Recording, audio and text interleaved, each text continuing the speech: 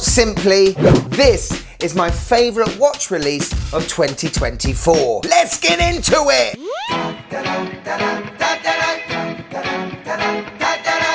Yes, and welcome to the Mad Watch Collector Show. Now, if you've been watching this channel long enough, you will know that Vertex is it's probably my favourite watch brand ever. I've just felt a connection, a bond to this brand like no other. They were first founded by Claude Lyons in 1916, made very famous between us watch enthusiasts, being one of the Dirty Dozen watch brands picked by the British Ministry of Defence back in 1944. They were the only British brand, I might add. The company was dissolved in the 70s and 80s, and in 2016, Don, who is the great-grandson of the founder of the brand, brought Vertex back to life with a 40mm homage to the Caliber 59 Dirty Dozen watch, which I am very fortunate enough to own. Don then proceeded to make a mono pusher chronograph. I'm very fortunate to own one of them as well. Then, drawing inspiration from the old Vertex dive watches, Don then released the M60 Aqua Lion, which is an absolutely phenomenal diver that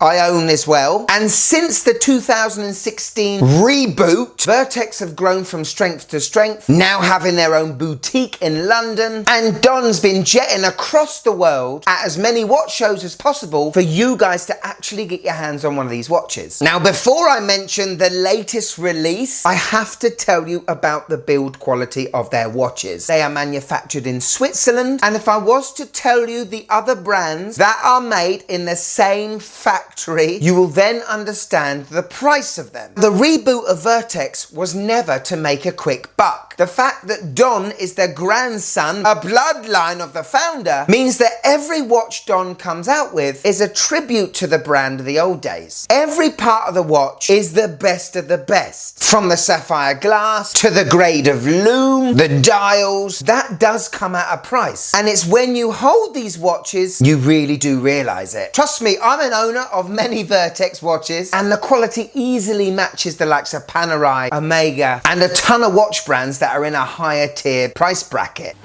To celebrate the 80th anniversary of D-Day, Vertex released the M36, a tribute to that Caliber 59 Dirty Dozen watch. And I've got one to show off. Are you Dirty Dozen ready? Let's go! So, this is a little bit different for me. My other Vertex watches were housed in a big Pelly case. This is still a Pelly case, but a more slimline version. Love the badge on the front. Proper quality. Open it up and whoa!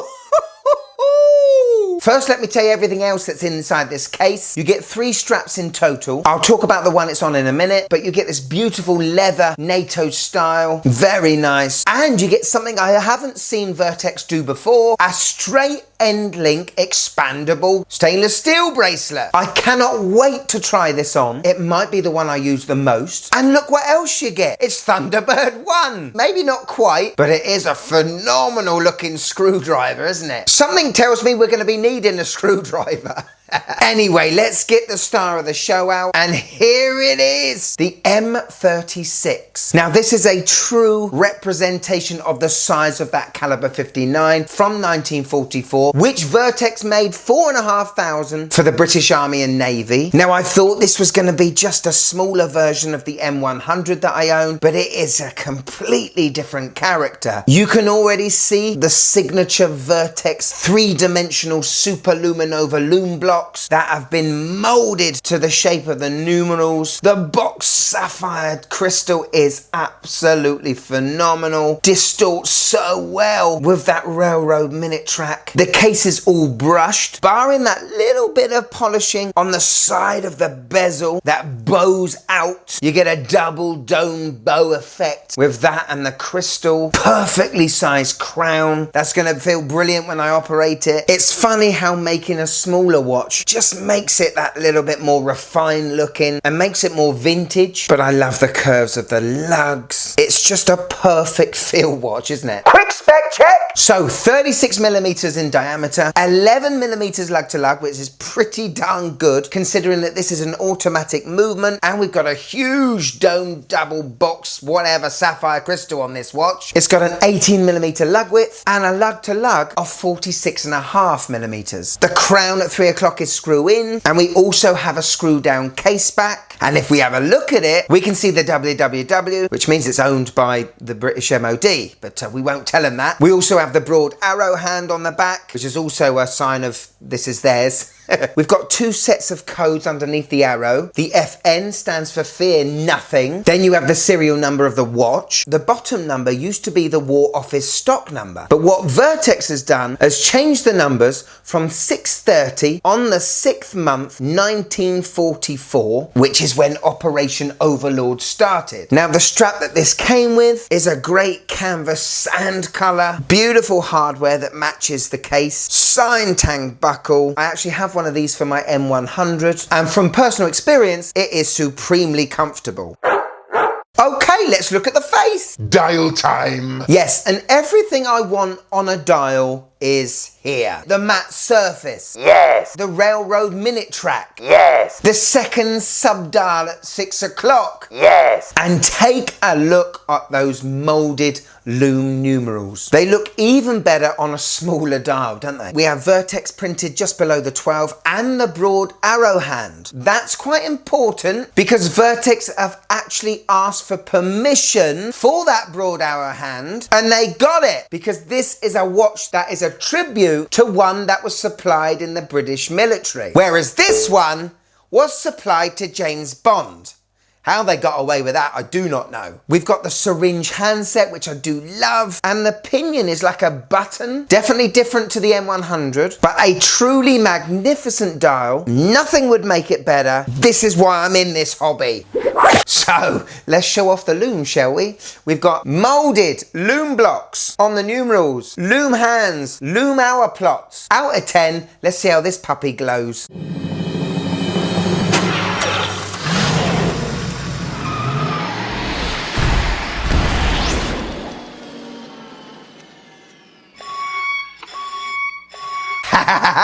Possibly its modern day party piece, isn't it? Something that sets it apart from any other field watch on the market. I've seen over the last few years some brands have started to copy it, but they just don't do it like Vertex does. Sweet! Could you just click that like button, please? It really helps the channel.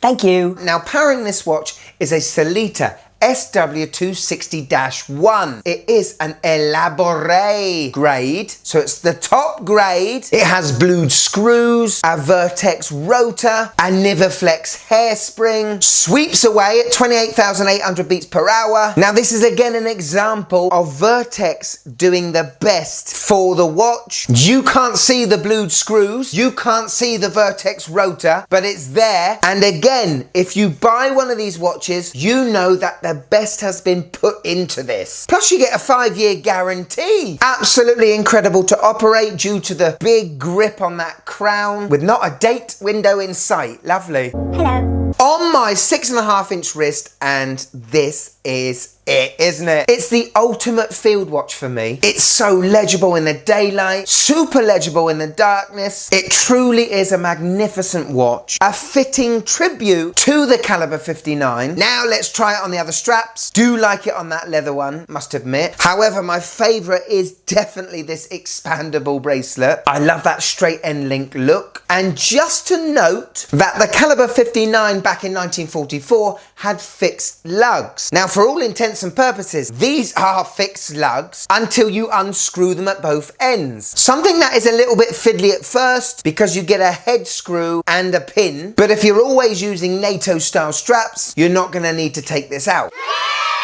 So there you go, the Vertex M36, the tribute to the Dirty Dozen watch of 1944. What do you guys think? Back to the Caliber 59, that would have been manual wind only. This is automatic. There are many more people that just want a watch that always works, that you don't have to constantly wind. And I know that a lot of people that don't really understand how mechanical watches work, they end up overwinding the watch and breaking it. So I can understand why the automatic movement has been used. And even though the spring bars are screwed and a little bit fiddly to take out and in, I think it's a great way of mimicking the fixed spring bar look. And again, I'm a huge fan of that expendable strap. This watch is going for £2,150. You can only buy it on the Vertex website. But after everything I've told you, everything I've tried to explain, hopefully you can see why this watch is that price and what has gone into making it. This is a watch made by the grandson of the founder. So everything the modern day Vertex produces has to live up to the legacy of the old Vertex. Anyway, it's a watch in Vertex's catalogue that had to have been made soon. No brainer, really. And Don and the Vertex team has done an absolutely incredible job. And congratulations to anyone out there that buys themselves an M36, because you will not regret it. So here is my wife's first impressions of the M36. Now we know that her favourite brand is Vertex and her favourite watch is the M100. So how's she going to think about this one? Let's go. Yes, this is brilliant. Understated elegance. Love everything about it. The strap is awesome as well. I have to say, I don't like that metal expanding one. Makes it look like a granddad's watch. And what's the poisonous dart that looks like it could take down a hippo all about? It's the screwdriver. But no, this is the best watch I think you've shown me.